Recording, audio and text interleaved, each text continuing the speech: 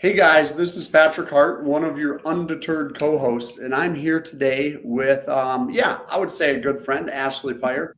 Ashley, how are you doing today? I'm good, Patrick. How are you? I am forever hopeful and usually pretty happy. Good. There's I a had reason to be. I had a conversation today with a good friend of mine, and she said, "You got to get pissed off, Patrick. People are losing their jobs. It's about to hit the fan. If it already hasn't hit the fan, and you need to get upset about it." And like, I get it, but I don't know if I'm productive when I'm upset. So I just want to be productive and happy. Yeah, I feel that too. I feel like people have their ways of taking out their anger in different ways, and finding the helpers sometimes is the best way to do that. And you got to check your mental health too. If spiraling damages that, you can put your frustrations in different forms, and sometimes that's just working your tail off.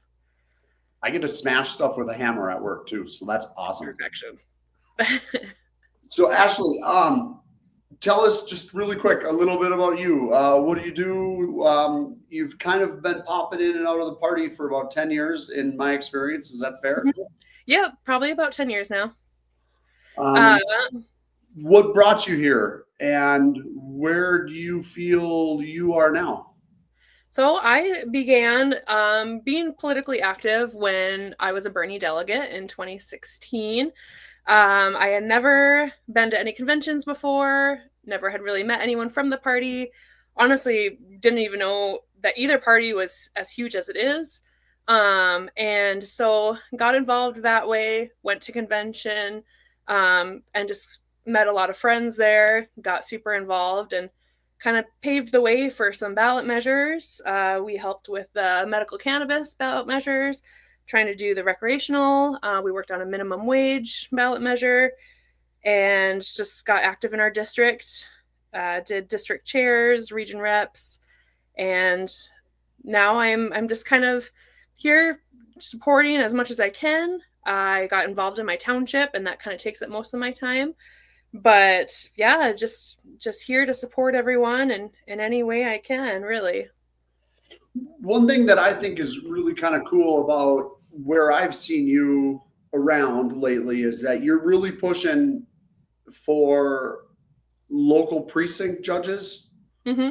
at election time. And like you said, you got involved in your township. I really think those grassroots ins, if you will, is a good thing to get involved. A lot of times those positions are unfilled and not contested. Is that your experience as well? Absolutely. Yeah. In my experience, the especially township boards, there are so many people. Sorry about my guest host here. So many people that would like to get out of the township scenario they've been in for 40, 50 years, but there's no one to take their place. They're willing to pass down their knowledge. It's not contentious. They gladly pass the torch, but there's just no one showing up to take that. And that's kind of what happened in our township as well. We had board members that had been on there for years and years and years. They pass it down to their kids, and their kids do it. But it wasn't very successful at providing what it needed to provide, because townships provide the safe roads, they provide the safe bridges, making sure infrastructure is okay, and even housing. So it's a cornerstone of our communities, and it's definitely, it needs more activity in it, and it's a lot easier per se to get involved with that than it would be to run for say office. There's no money involved with it. You don't have to put your name on anything.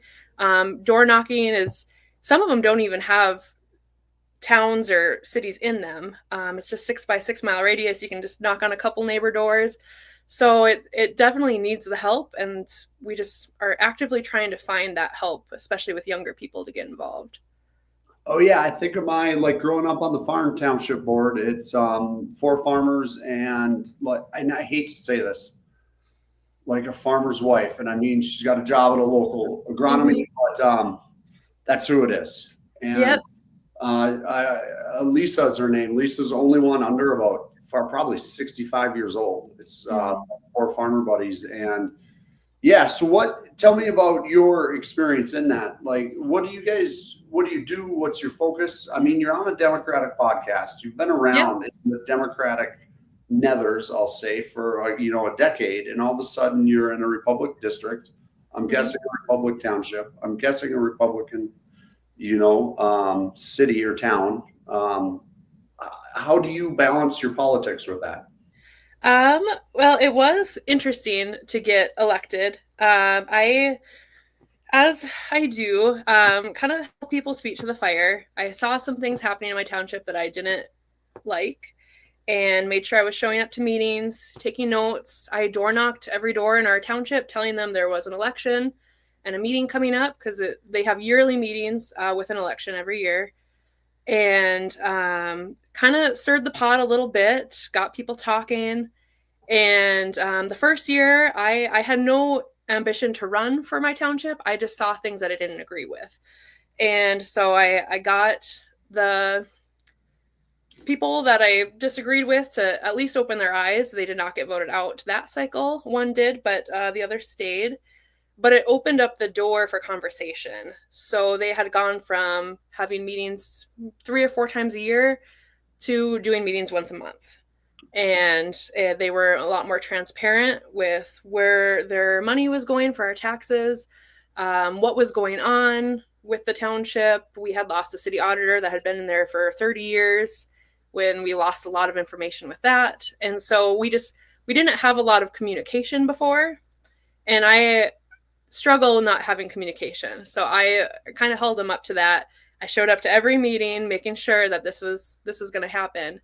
And then the following year, I was at one of the annual meetings, and the guy that I tried to make sure that he was doing the right job nominated me for the job.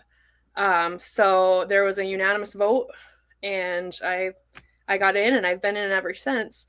And it was a little interesting because people know exactly who I am. I've had a pride flag in my yard. I live right on Main Street in Driscoll for 10 years now, and they know my political views. They know I was a Bernie Sanders lady. I door knocked for multiple candidates in my community. They knew exactly who I was and what I was about, but they knew that I was a kind person that cared about the community, and they thought they'd try it out. They said a couple years later, I did have a couple conversations where they're like, we were a little worried that you were gonna, do a rainbow in the street or something, and you've actually done really well.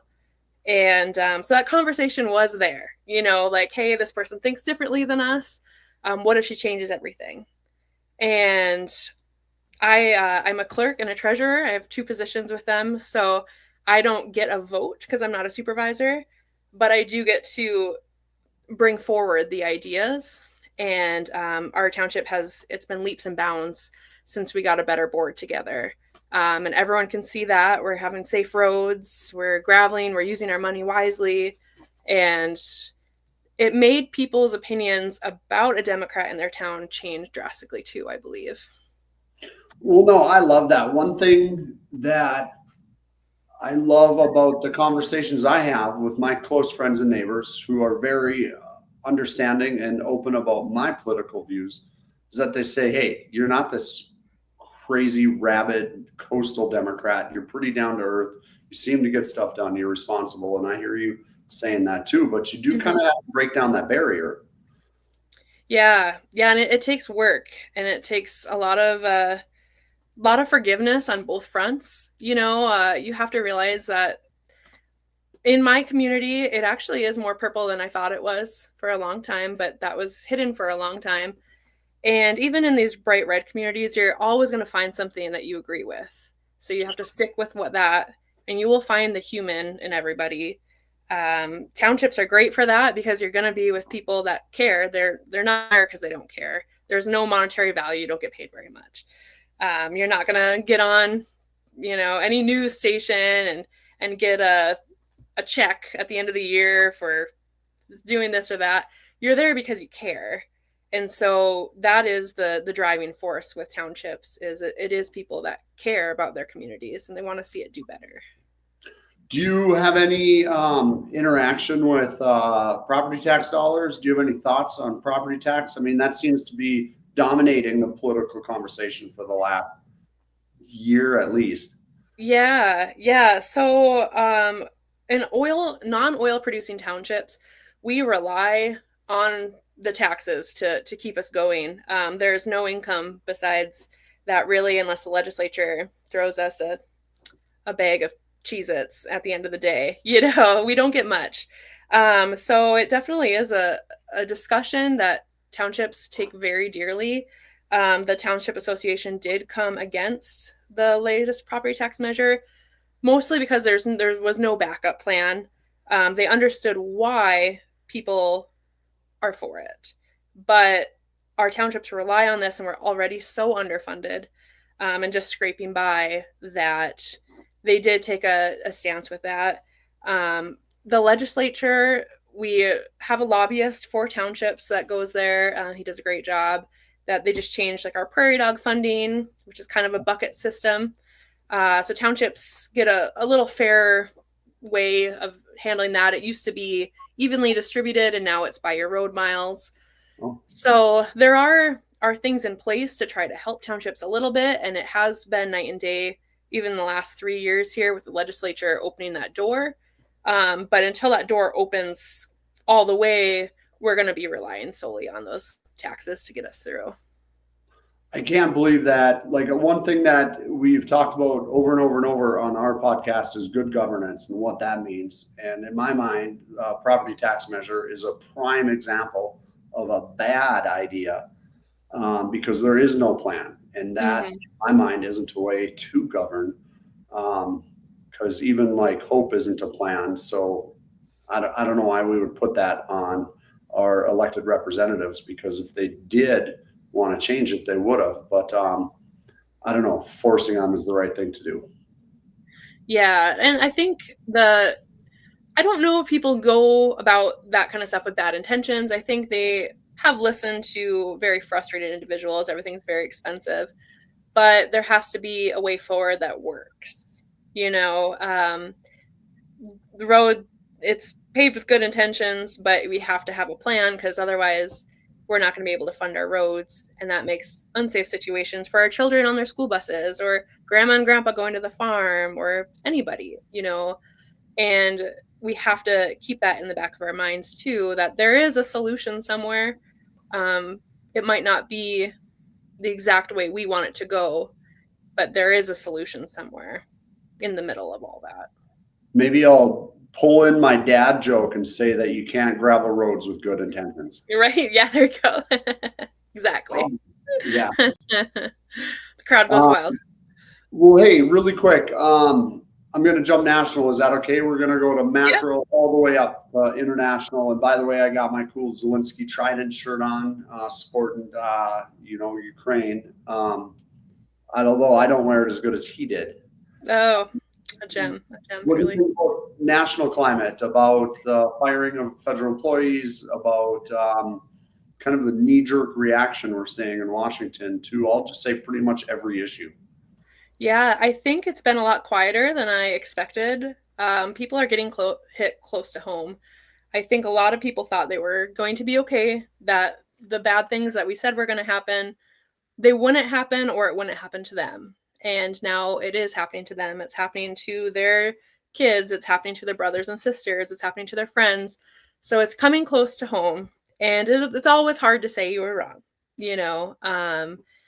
but I think the realization is starting to set in. I know rurally, it's usually a lot louder than it is. There's usually a lot more loud support, especially for the administration we have.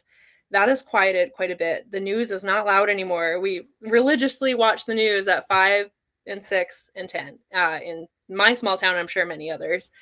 And it's quiet. It's very quiet. People aren't justifying it quite as much as they used to. There are certain things that they'll still fall back on. But as a whole, I've noticed a massive difference in the amount of being loud, flags, all of that has really, really quieted down in rural North Dakota, at least. Well, I'm really surprised at all the hits that are going to come to North Dakota, especially like this week is kind of tariff week, and it's like 6-year-old slumber party. It's on and Yeah. it's off. We're Yeah. on. And what are we doing?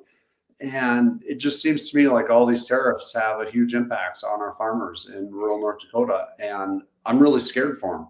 Yeah, it's already very tumultuous times, and it's just, it could put the nail in a coffin to a lot of people's livelihoods. And I think the frustration that's happening with a lot of people right now is they're being told it's not happening. I've been calling the governor. I've been told that what's happening to us is not happening.